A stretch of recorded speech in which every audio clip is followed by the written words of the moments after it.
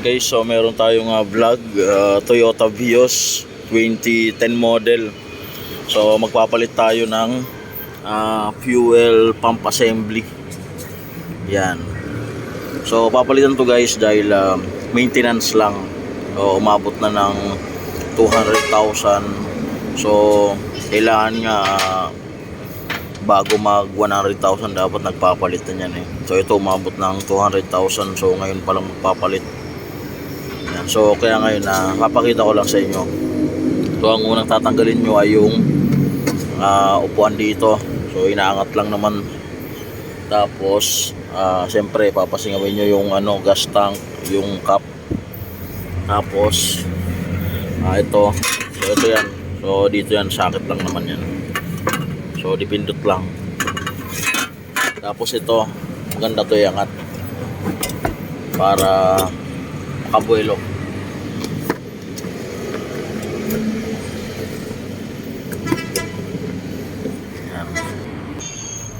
Yan guys, so dito na. Ito, magtatanggal tayo nitong lock na to. Tapos ito. So ito yan. So dito yan. So ito, sinisikwat lang naman yan.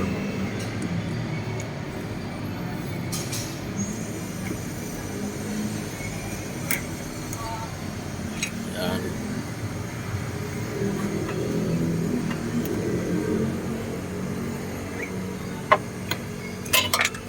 So yung iba, may pressure. So huwag kayong matakot yan. Yan. Tapos itong hose na to,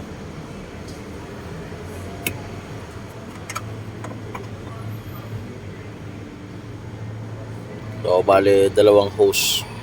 Tapos guys, kailangan ng pantanggal dito. So hindi pwedeng palo-palo yan kasi baka mabasag.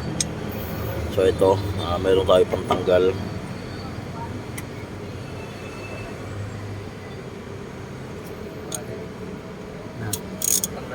Yan.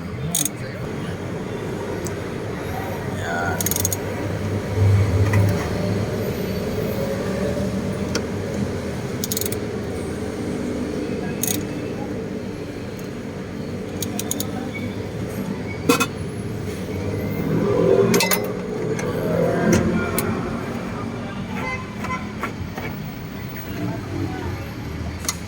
Yan. So ito yung pinakang lock nya.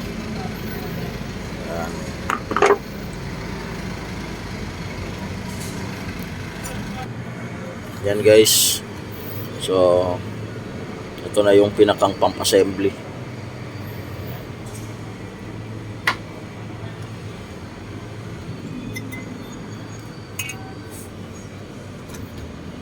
Yan. So ito yung papalitan natin. So bale assembly na to.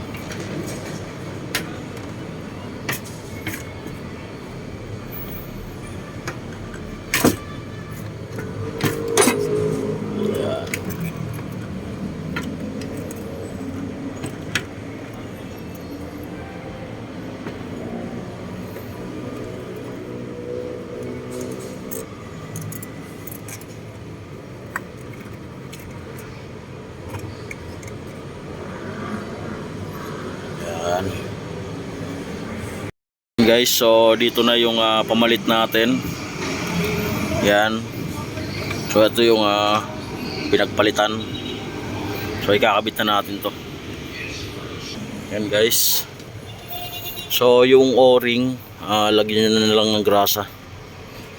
So ito na yung bago natin.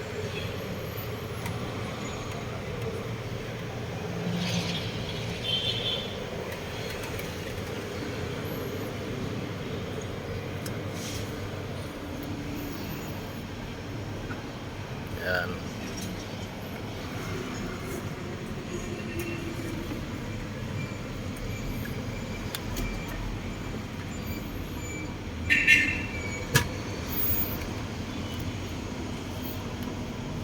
Yan, so ito na yung takip.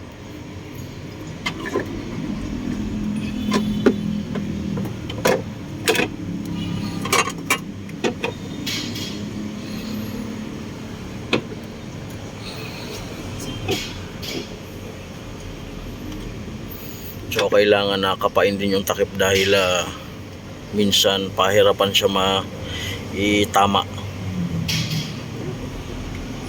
So kailangan may dumidiin dito sa gitna.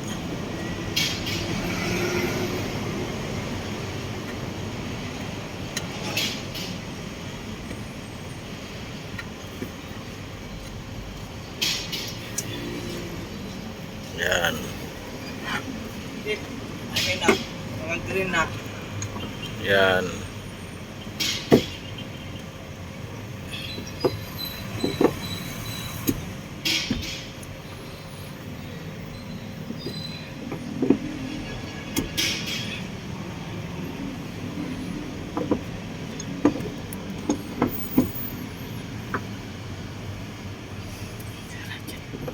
So dito guys, kailangan sure yung pagkakabit yan dahil para iwas yung tagas pagka nagpo-full tank.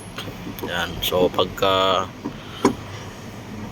may mali, so tatagas yan dyan.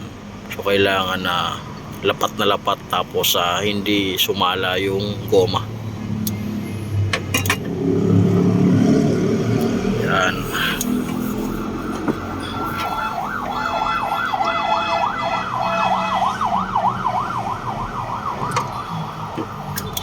Yan.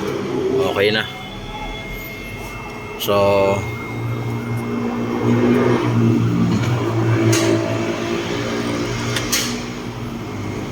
ito yung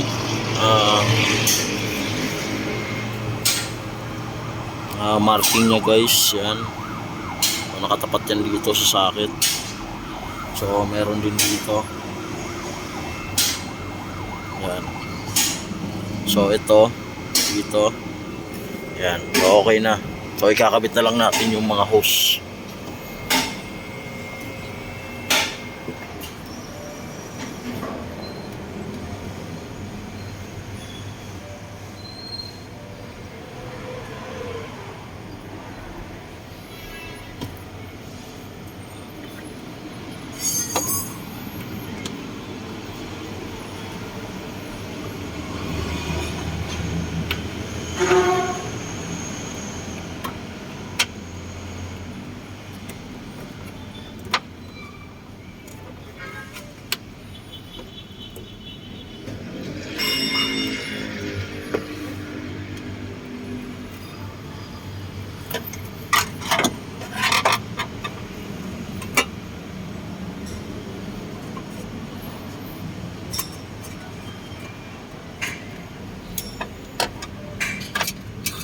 Yan. So tapos ito.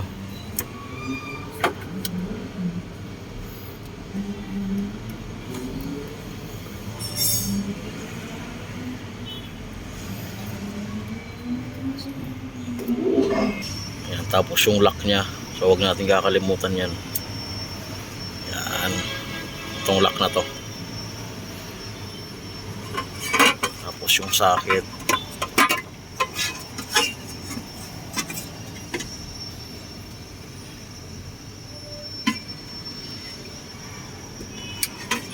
Yan.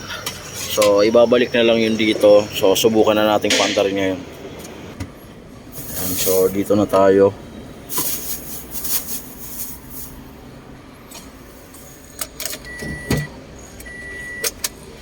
Yan. So sa una lang guys, hindi pa gana yan dahil yung gasolina niya aakyat pa sa makina. Yan. Pero aandar din naman. Yan. So mataas pa yan dahil malamig pa yung makina. Yan. So pagka uminit na yan, magbabago na siya. Yan guys. So ang pinakang concern nito, mabibrate yung makina. Yan. So nawala na siya, nag-normal na. So tingnan nyo, nasa 266,000 kilometer. So napakataas na. So hindi na nakakapanghinayang na magpalit ng fuel pump assembly. Yan. So hanggang dito lang naman na guys yung video ko. So sundan nyo lang kung paano magpalit ng fuel filter assembly ng Toyota Vios 2010 model. Yan. So, like and subscribe to my channel, NNB Mechanics Vlog. Thank you.